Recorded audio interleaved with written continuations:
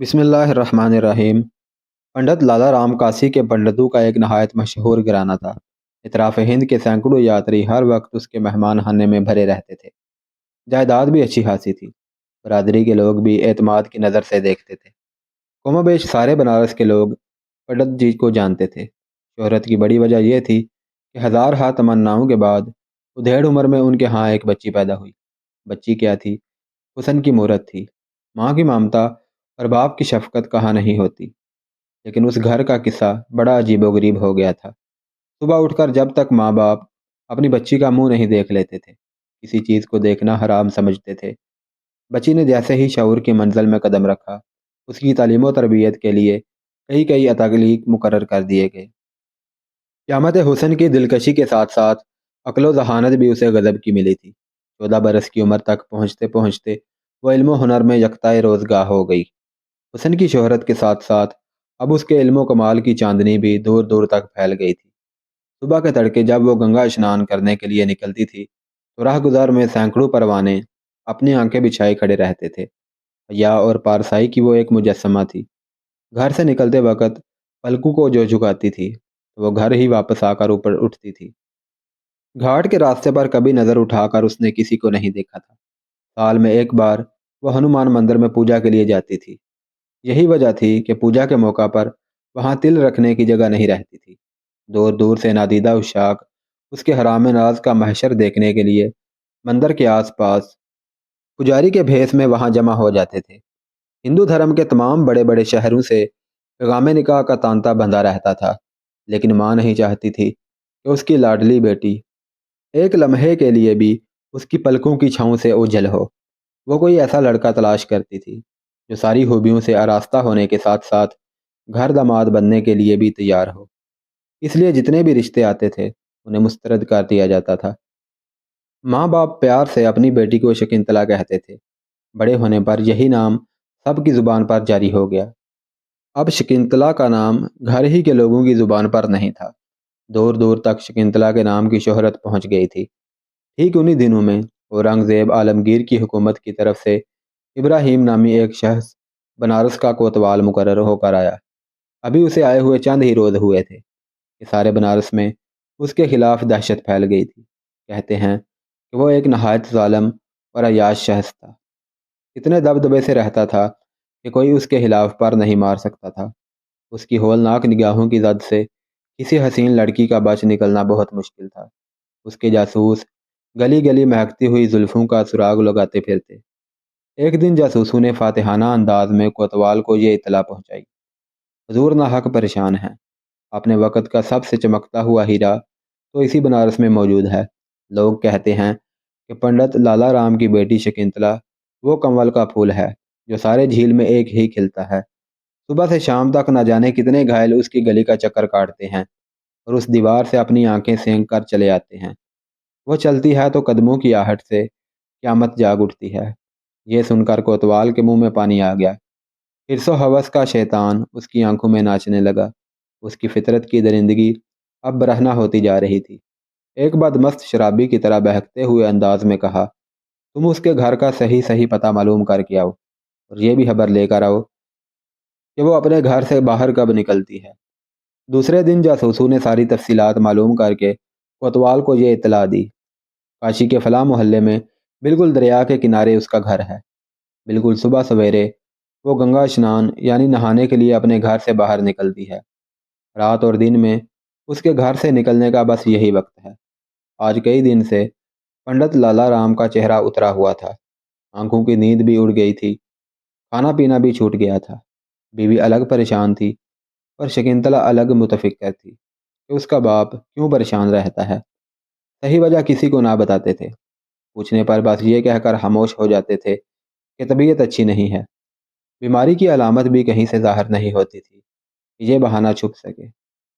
بالآخر ایک دن ماں بیٹی دونوں بضد ہو گئیں کہ آپ اپنی پریشانی کی صحیح وجہ بتائیے۔ اس نے آپ کو کیا کہا ہے؟ بہت دیر تک تو پنڈت نے ضبط کرنے کی کوشش کی۔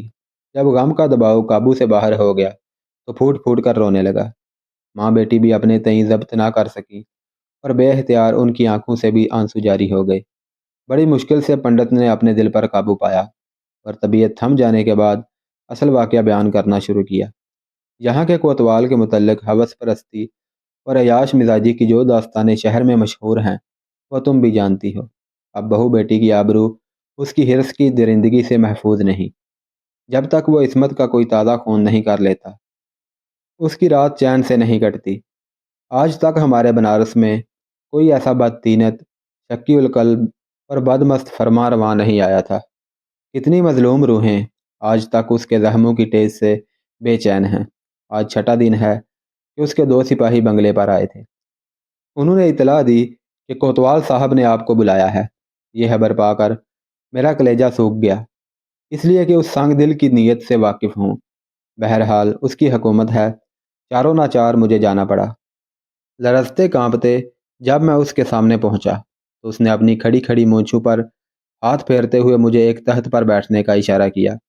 اس کے سپاہی گئے تو اس نے مجھے مخاطب کرتے ہوئے کہا کہ مجھے خبر ہے کہ شکنتلا نام کی تمہاری بیٹی ہے، وہ عمر کے اس حصے میں داخل ہو گئی ہے کہ کسی کے گھر کی زینت بنے۔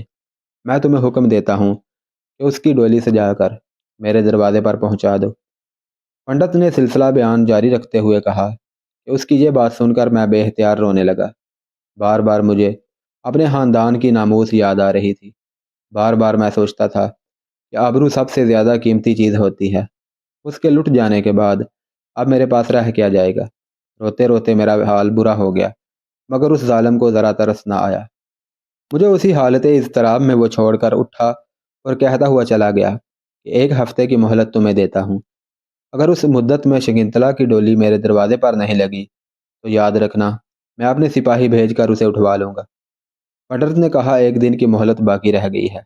کل اس کے سپاہی آ کر ہماری بیٹی شکنتلا کو ہمیشہ کے لیے ہم سے چھین لے جائیں گے۔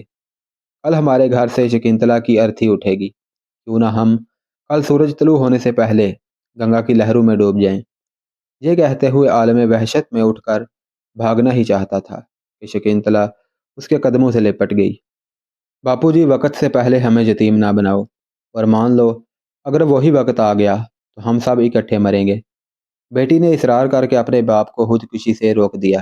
اس کے بعد بٹھا کر سمجھانے لگی، بابو جی آپ اتنا پریشان نہ ہوں، تدبیر کے ہتھیار سے تلوار کی دھار بھی بیکار ہو جاتی ہے۔ آپ کل صبح کوتوال کے پاس جائیے اور اس سے کہیے کہ شکنتلا کی ڈولی سجانے کے لیے ہمیں 1 مہینے کی مہلت دے۔ آخر بیٹی کو تن کے کپڑے پر ہم کیسے رخصت کر دیں؟ زیادہ نہ صحیح، کچھ نہ کچھ تو انتظام کرنا ہی ہوگا۔ باپ نے پوچھا، مان لو اس نے مہلت دے دی تو پھر 1 مہینے کے بعد کیا ہوگا؟ جو کام اس وقت ہمیں کرنا ہے وہ آج ہی کیوں نہ کر ڈالیں؟ بیٹی نے آنکھیں نیچی کرتے ہوئے کہا، 1 مہینے میں حالات بدل جائیں گے۔ بہتر ہے آپ مجھ سے اس کی تفصیل نہ پوچھیے۔ دوسرے دن کوتوالی میں سپاہیوں کا دستہ تیار ہی کھڑا تھا کہ ہانپتے کانپتے پنڈت جی پہنچ گئے۔ کوتوال نے دیکھتے ہی دریافت کیا، شکنتلا کی ڈولی کہاں ہے؟ پنڈت نے لرزتے ہوئے جواب دیا، حضور وہ تو آپ کے چرنوں میں آنے کے لیے بالکل تیار ہے، مگر ماں باپ اس کو تن کے کپڑوں پر کیسے رخصت کر دیں؟ کچھ تو اس کی ڈولی سجانے کے لیے ہمیں کرنا ہی چاہیے۔ اس لیے سرکار 1 مہینے کی مہلت ہمیں پروان کریں تاکہ ہمیں بھی اپنے دل کے ارمان نکالنے کا کچھ موقع مل سکے۔ یہ غیر متوقع جواب سن کر کوتوال کا چہرہ کھل اٹھا۔ اس نے خوشی کے ترنگ میں جواب دیا، ضرور تمہیں 1 مہینے کی مہلت ملے گی، لیکن اس کے بعد اب مدت میں کوئی توسیع نہیں ہو سکے گی۔ اس لیے جو تیاری کرنی ہے اس مدت میں کر لو، اور دیکھو اس سلسلے میں میری مدد کی کوئی بھی ضرورت ہو تو میں ہر طرح تیار ہوں۔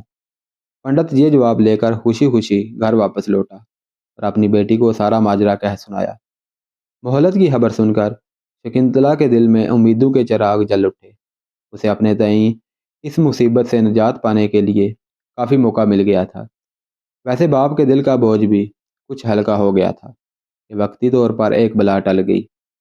دوسرے دن شکنتلا نے اپنے باپ سے کہا، پتا جی، مغل شہزادے جس طرح کا لباس پہنتے ہیں بالکل ہو بہو اسی طرح میرے لیے بھی 2 جوڑے تیار کرا دیجیے۔ چوڑی دار پاجامہ، انگرکھا نما قبا، کمر میں زریں پٹکا اور سفید امامہ۔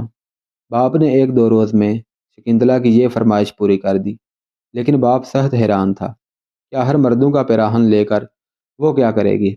بیٹی نے تفصیل پوچھنے سے چونکہ منع کر دیا تھا، اس لیے اس کی زبان کچھ دریافت کرنے کے لیے کھل نہیں رہی تھی۔ سارا سامان مکمل ہو چکنے کے بعد اس نے تیسرے دن رات کے وقت اپنے ماں باپ کو فیصلہ کن انداز میں کہا، اب میں آج رات کے کسی حصے میں اپنی مہم پر روانہ ہو رہی ہوں، ٹھیک 1 مہینے سے 2 دن پہلے واپس آ جاؤں گی۔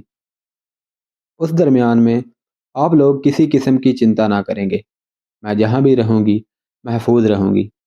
میری گمشدگی کا یہ راز بھی کسی پر ظاہر نہ ہونے دیا جائے۔ مجھے پورا یقین ہے کہ میرا یہ سفر ضائع نہیں ہوگا۔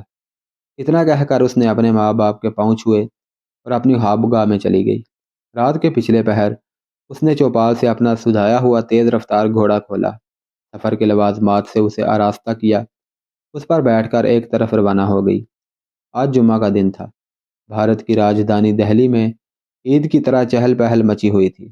گلی گلی سے علماء و مشائخ کی پالکیوں کے جلوس جامع مسجد کی طرف روانہ ہو رہے تھے۔ لال قلعے سے زرعی پوشاک میں نقیبوں کے دستے باہر نکل آئے اور شاہی گیٹ سے جامع مسجد کے زینے تک صف باندھ کر کھڑے ہو گئے۔ شہنشاہ ہندوستان سلطان اورنگزیب کی سواری محل سرائے سے نکل چکی تھی۔ آگے آگے ننگی تلواریں لیے ہوئے مصاحبین کا دستہ چل رہا تھا۔ جامع مسجد کے پہلے زینے پر قدم رکھتے ہی سلطان اورنگزیب کی پیشانی خم ہو گئی۔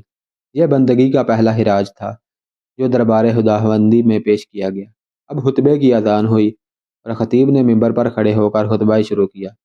جمعہ کی نماز دوگانہ ختم ہوئی۔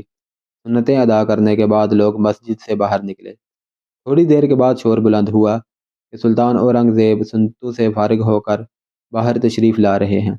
جامع مسجد کے زینوں پر ملک کے طول و عرض سے آئے ہوئے فریادی اپنی اپنی عرضیاں لیے کھڑے تھے۔ سلطان جو ہی دروازے سے باہر نکلے، ایک فریادی نے آگے بڑھ کر سلطان کی خدمت میں اپنی عرضی پیش کی۔ حکم صادر ہوا اور قلم بند کر لیا گیا۔ یہ سلسلہ مسجد کے آخری زینے تک چلتا رہا، یہاں تک کہ سب سے آخر میں ایک نہایت خوبصورت شہزادہ سر پر دستار لپیٹے ہوئے کھڑا تھا۔ جیسے ہی سلطان اس کے قریب پہنچے، وہ اپنی عرضی لے کر آگے بڑھا۔ سلطان نے جو ہی اس کی طرف نگاہ اٹھائی، حیا سے اس کی پلکیں جھک گئیں۔ ایک روشن ضمیر بادشاہ کو حقیقت تک پہنچنے میں ایک لمحے کی تاخیر نہیں ہوئی۔ نقیب کو حکم دیا کہ اس نوجوان کو دیوان خاص میں میرے سامنے پیش کیا جائے۔ شہنشاہ کی سواری آگے بڑھی اور نقیبوں کے ہمراہ وہ نوجوان بھی چل پڑا۔ غازی محی الدین اورنگزیب عالمگیر جیسے ہی اپنے دیوان خاص میں تحت شاہی پر بیٹھے، نقیب نے اس نوجوان کو فوراً پیش کیا۔ سلطان نے اپنی نظر نیچی کرتے ہوئے حکم صادر فرمایا، دربار فوراً خالی کر دیا جائے۔ جب سارا دربار خالی ہو گیا تو سلطان نے اپنی شاہی دوشالہ نوجوان کی طرف بڑھاتے ہوئے کہا، بیٹی لو دستار اتار کر یہ چادر اوڑھ لو۔ ایک عورت کو اجنبی مردوں کے سامنے بے نقاب نہیں رہنا چاہیے۔ یہ الفاظ سن کر نوجوان پر سکتے کی حالت طاری ہو گئی۔ پھر سلطان نے کہا، اپنی نسوانیت کا راز مت چھپاؤ، میں تمہاری فریاد ہی سننے کے لیے یہاں بیٹھا ہوں۔ بات اب ضبط سے باہر ہو گئی تھی۔ وہ پھوٹ پھوٹ کر رونے لگی۔ سر اور چہرے کو چادر سے چھپاتے ہوئے بڑی مشکل سے یہ الفاظ اس کے منہ سے نکل سکے، میں اس وقت خوشی سے پھولے نہیں سما رہی ہوں کہ اس وقت جہاں پناہ نے مجھے اپنی بیٹی کہہ کر مخاطب کیا ہے، لیکن شاید آپ کو معلوم نہیں کہ میں ایک برہمن ذات کی لڑکی ہوں۔ پھر تو اور بھی تمہاری دلجوئی میرے لیے ضروری ہو گئی تاکہ یہ بھید تم پر کھل جائے کہ اسلام اپنی فرمان رواؤں کو کتنا فراخ دل بنا دیتا ہے اور جن قوموں کا وہ ذمہ لے لیتے ہیں ان کے ساتھ ان کا سلوک کتنا حیرت انگیز اور روح پرور ہوتا ہے۔ اس لیے یہ جاننے کے بعد بھی کہ تم ایک برہمن زادی ہو، میرا جذبہ شفقت پھر بھی تمہیں بیٹی کے ساتھ مخاطب کرتا ہے۔ شکنتلا یہ جواب سن کر حیرت و مسرت کے اتھاہ سمندر میں ڈوب گئی۔ سلطان کا اشارہ پا کر اب اس نے اپنی دردناک سرگزشت کو سنانا شروع کیا۔ سماعت کے دوران سلطان کا حال قابل دید تھا۔ ایک رنگ آتا تھا، ایک جاتا تھا، کبھی پلکیں بھیگ جاتی تھی، کبھی فرط غم سے چہرہ سرخ ہو جاتا۔ اس عالم اضطراب میں کہانی تمام ہوئی۔ جب وہ اپنا بیان ختم کر چکی تو سلطان نے اپنا حکم سنایا، 1 مہینے کی مہلت میں اب چند ہی دن باقی رہ گئے ہیں، تم فوراً واپس لوٹ جاؤ اور اپنے والدین سے کہہ دو کہ وہ فوراً تمہارے ڈولے کا انتظام کریں۔ یہ حکم سن کر شکنتلا کے سارے ارمانوں کا خون ہو گیا۔ اس کے پاؤں کے نیچے سے زمین نکل گئی۔ وہ چادر کے ایک کونے میں اپنی آنکھوں کے آنسو جذب کرتے ہوئے الٹے پاؤں واپس ہو گئی۔ سیدھا وہ سرائے پہنچی، اپنا گھوڑا لیا اور بنارس کی طرف روانہ ہو گئی۔ راستے بھر ناکامی کی چوٹ اسے ستاتی رہی۔ بار بار وہ یہی سوچتی کہ بادشاہ نے اس کے ساتھ انصاف نہیں کیا۔ پھر کبھی خیال آتا کہ بادشاہ کے منہ سے بیٹی کا خطاب معمولی چیز نہیں ہے، وہ ضرور اس کا حق ادا کرے گا۔ ماں باپ نہایت بے تابی کے ساتھ اس کا انتظار کر رہے تھے۔ جیسے ہی اس کے گھوڑے کی ٹاپ کی آواز کانوں میں آئی، ماں خوشی سے چیخ اٹھی، شکنتلا آ گئی ہے۔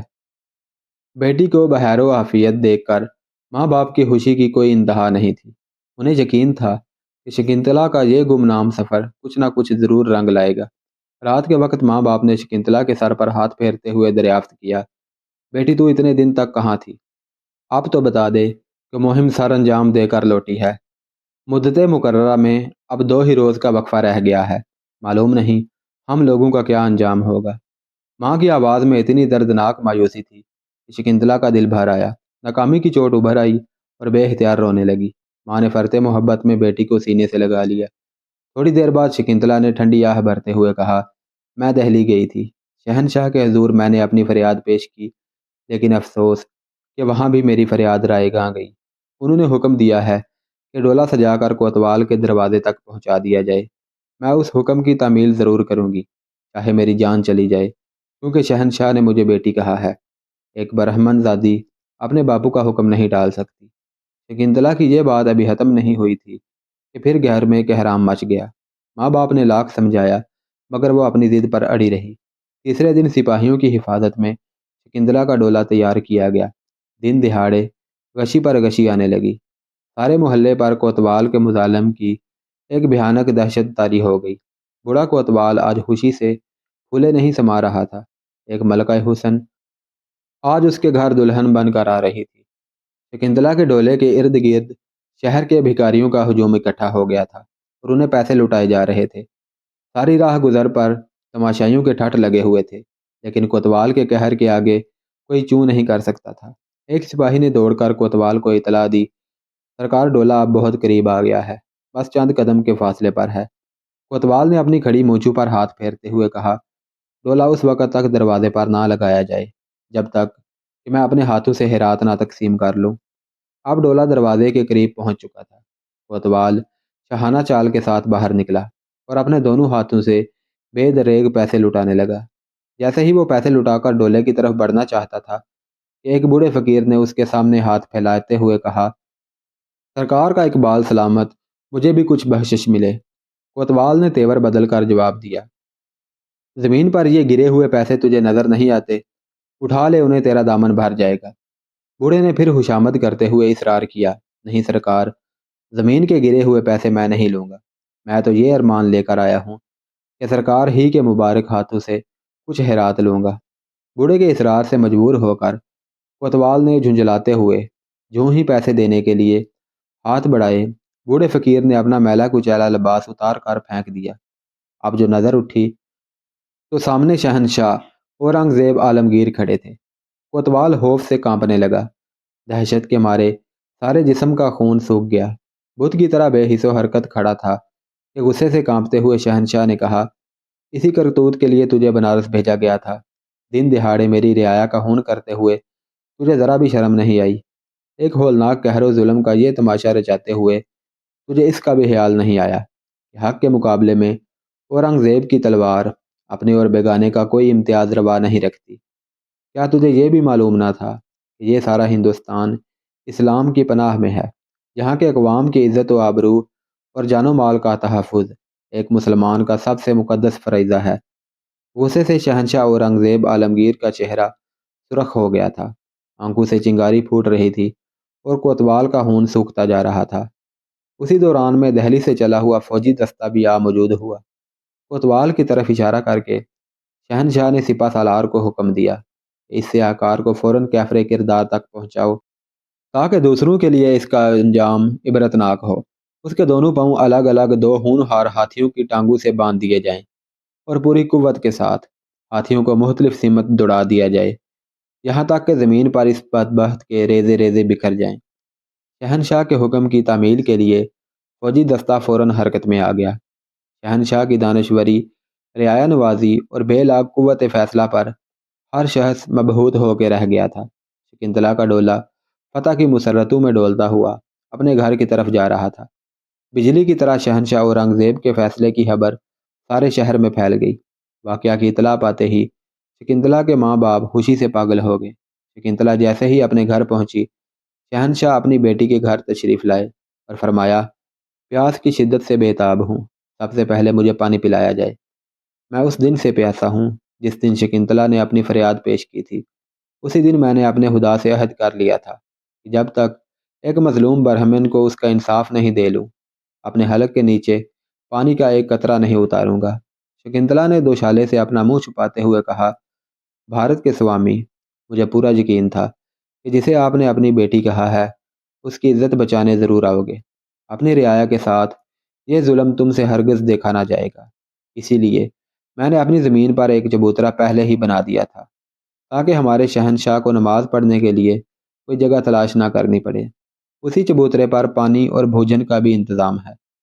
حضرت اورنگزیب عالمگیر نے پہلے وضو کر کے شکرانے کی 2 رکعت نماز ادا کی۔ اس کے بعد کچھ کھانا تناول فرمایا اور پانی کے چند گھونٹ پی کر جو ہی واپس ہونا چاہتے تھے کہ پنڈت لال رام ہاتھ جوڑ کر کھڑے ہو گئے۔ جہاں پناہ، جس زمین کو آپ نے اپنے سجدوں سے پاک بنا دیا ہے، اب ہم اسے کسی دوسرے کام میں استعمال نہیں کر سکتے، اس لیے ہم اپنے دل کی اتھاہ گہرائی سے اس زمین کو مسجد کے لیے وقف کرتے ہیں۔ شہنشاہ اس کے اس اعلان کا شکریہ ادا کرتے ہوئے ایک تانبے کے پتر پر یہ تحریر لکھ کر دے دی کہ اس مسجد کے متولی ہمیشہ اسی خاندان کے لوگ رہیں گے۔ چنانچہ وہ مسجد آج بھی گنگا کے کنارے کھڑی ہے اور اس کا نام دھریرا کی مسجد ہے۔ سید العلماء حضرت مولانا سید شاہ عالم مصطفیٰ صاحب نے تانبے کے پتھر پر حضرت اورنگزیب کا وہ تاریخی دستاویز بچشمِ خود ملاحظہ فرمایا ہے۔ آج بھی اسی خاندان کا شخص اس مسجد کا متولی ہے۔